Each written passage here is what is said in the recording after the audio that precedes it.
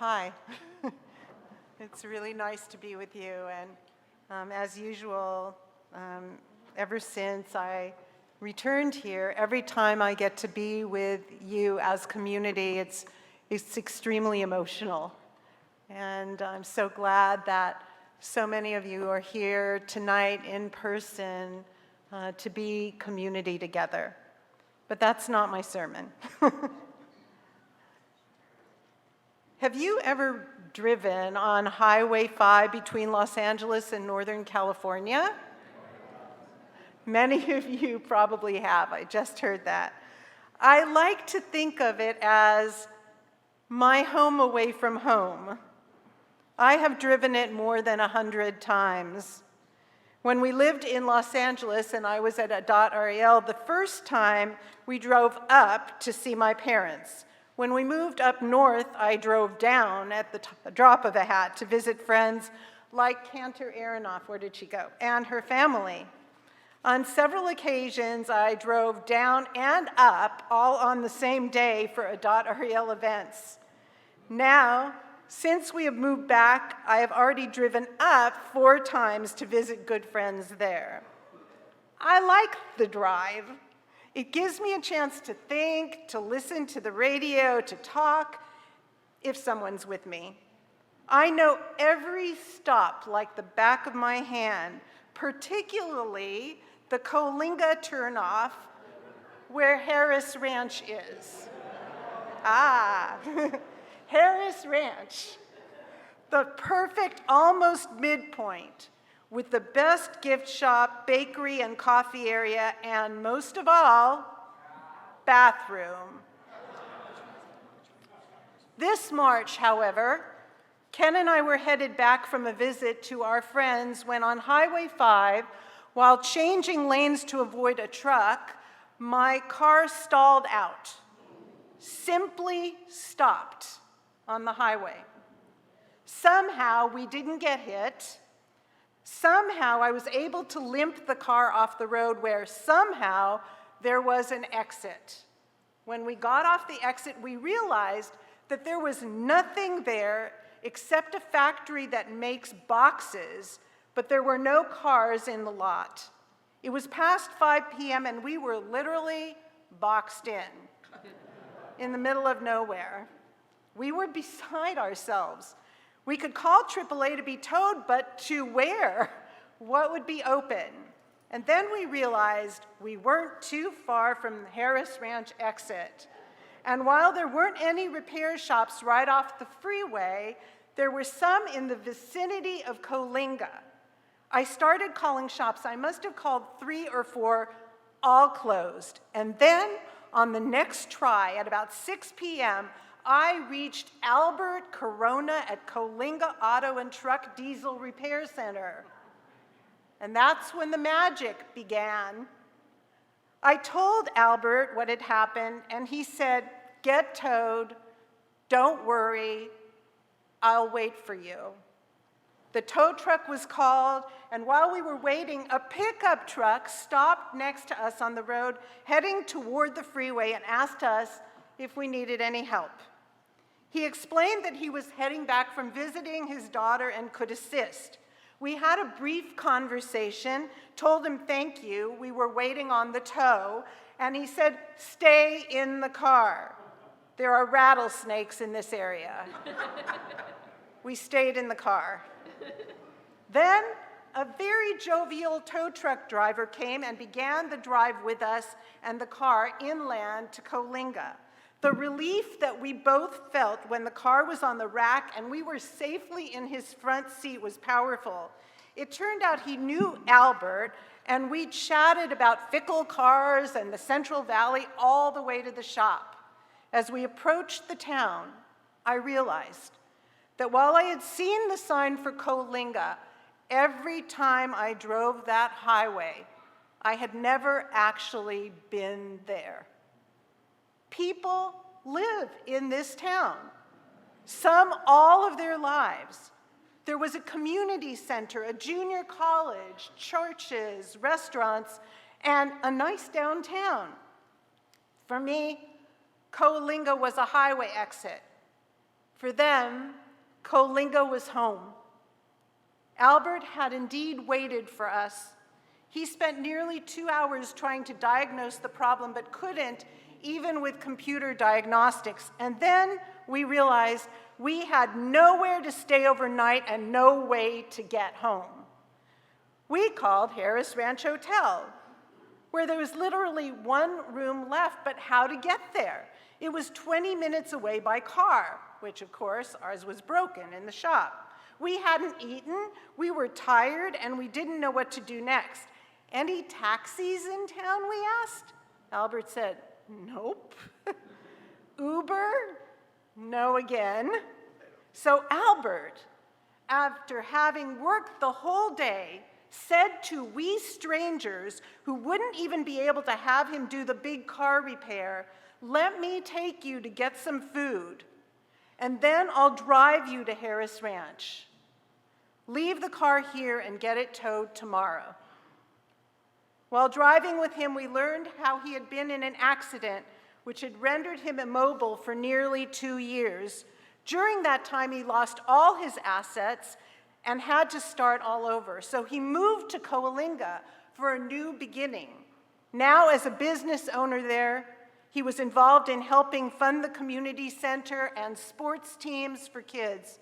His wife collected goods for the poor in Central America.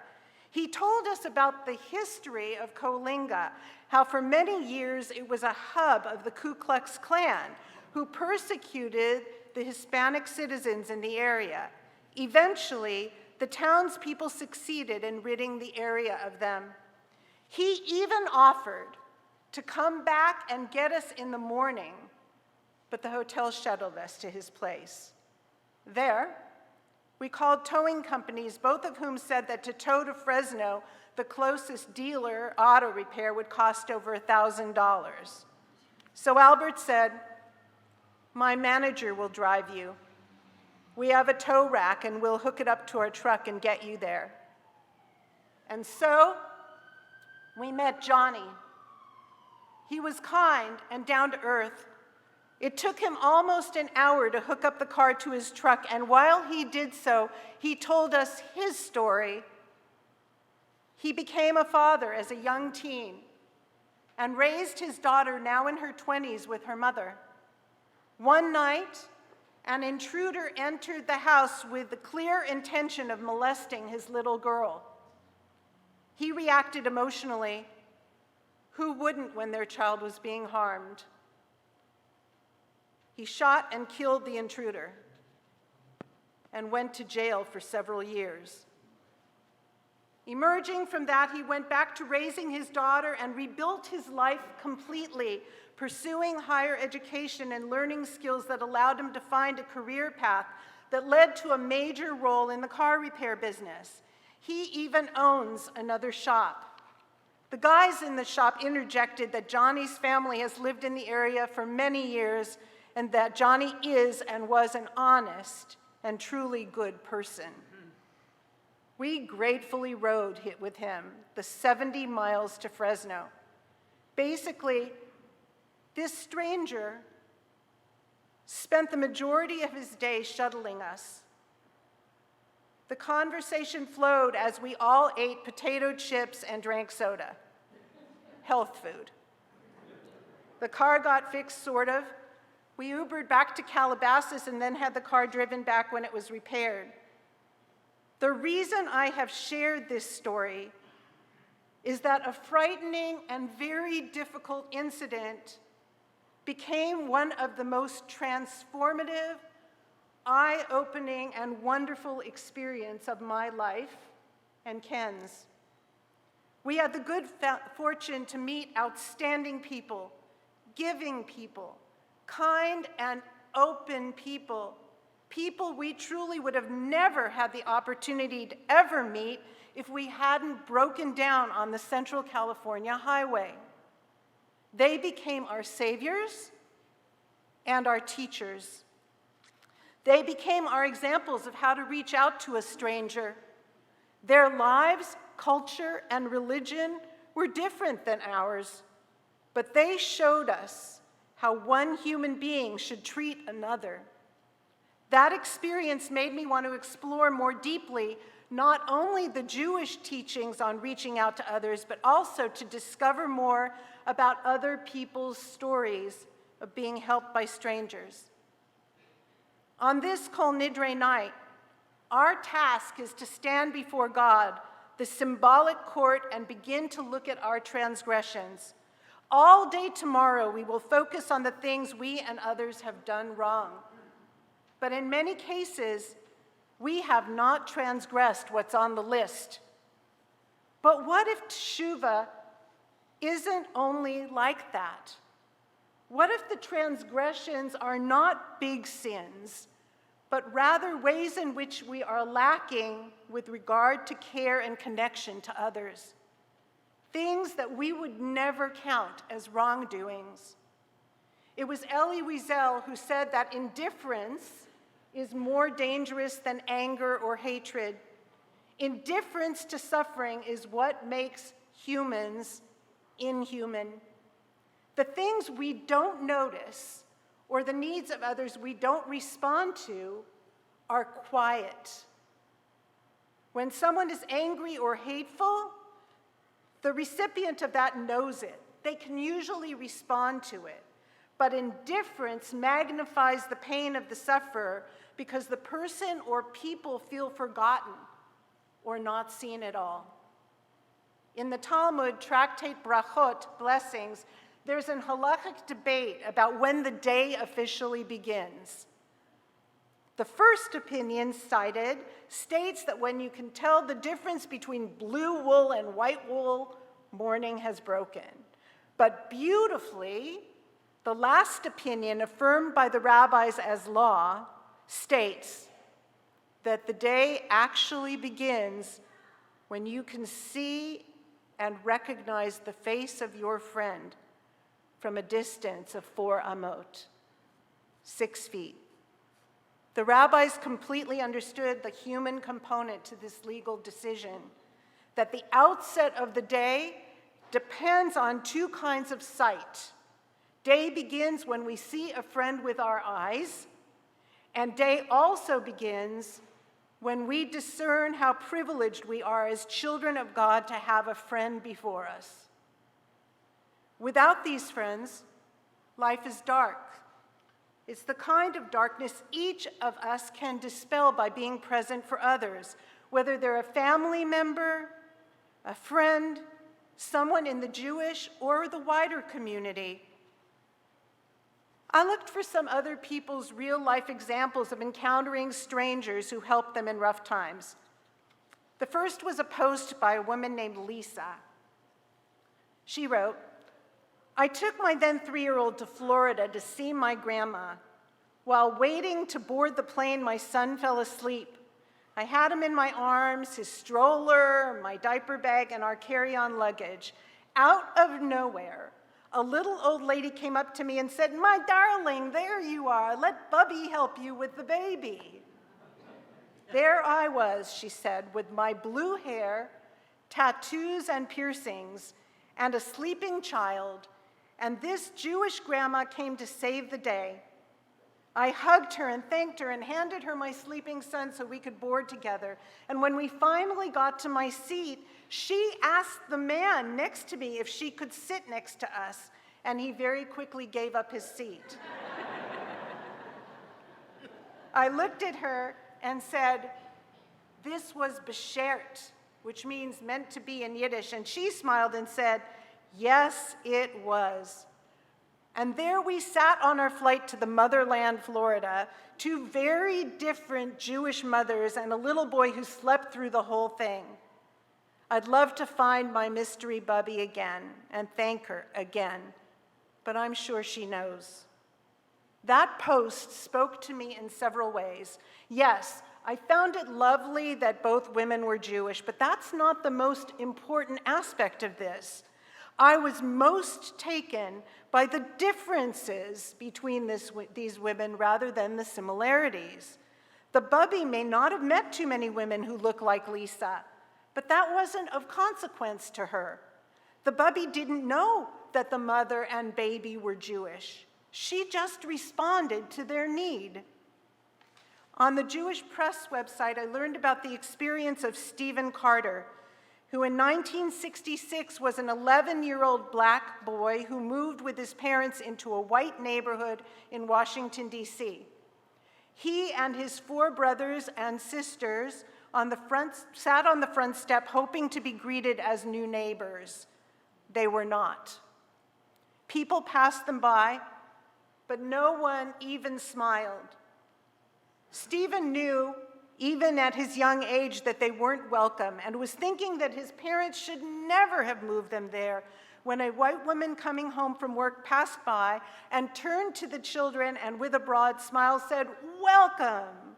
Then she disappeared into her house and came out with a tray laden with drinks and sandwiches. She gave them to the kids, making them feel at home. That moment, the young man wrote, changed his life.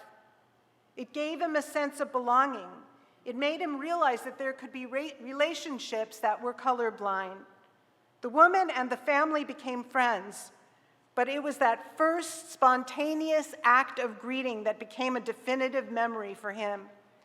Stephen Carter eventually became a law professor at Yale, and he wrote a book about what he learned that day. He called it Civility.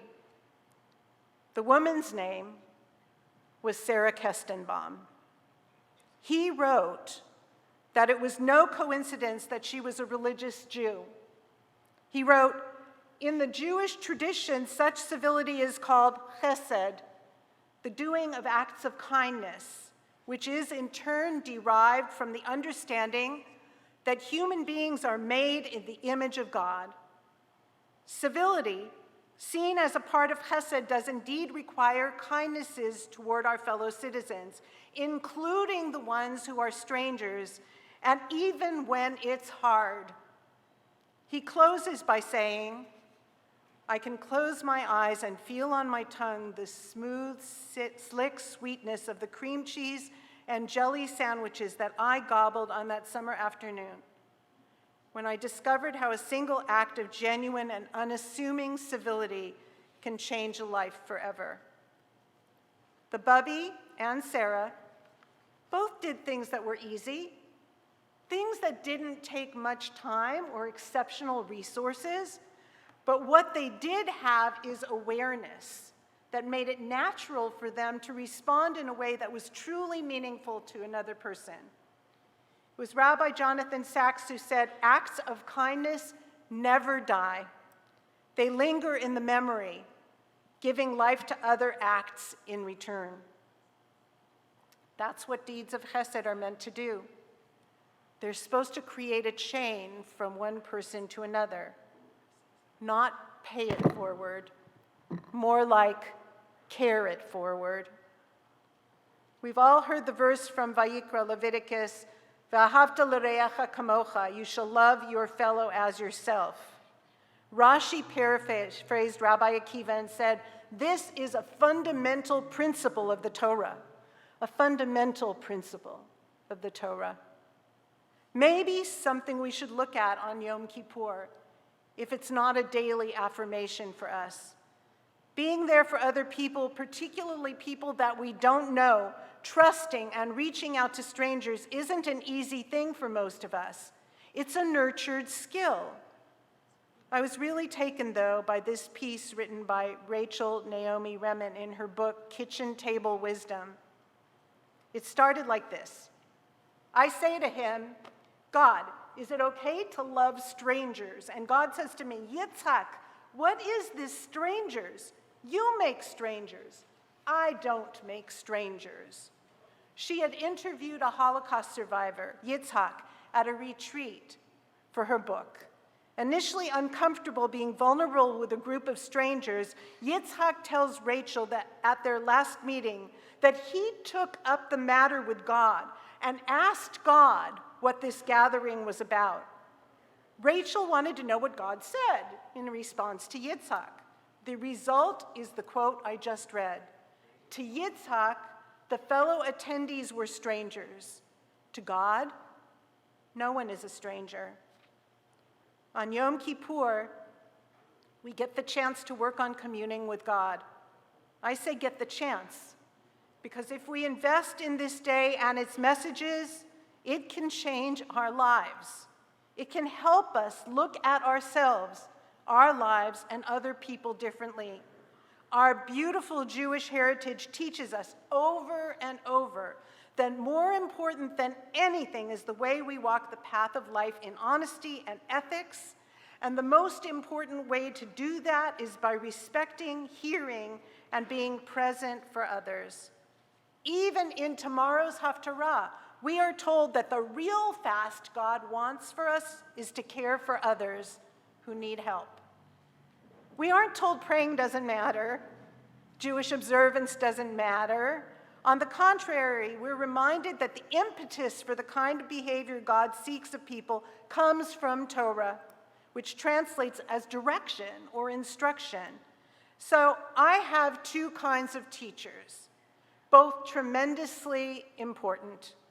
I have the precious religious tradition I love that we share, that is consistent in telling us that we must first and foremost be there for our fellow Jews and non-Jews. And now I have the Kolinga guys who modeled this behavior for us, strangers in their midst. It means a great deal to me to be able to share this with you. But writing this and hearing this is just the beginning for all of us.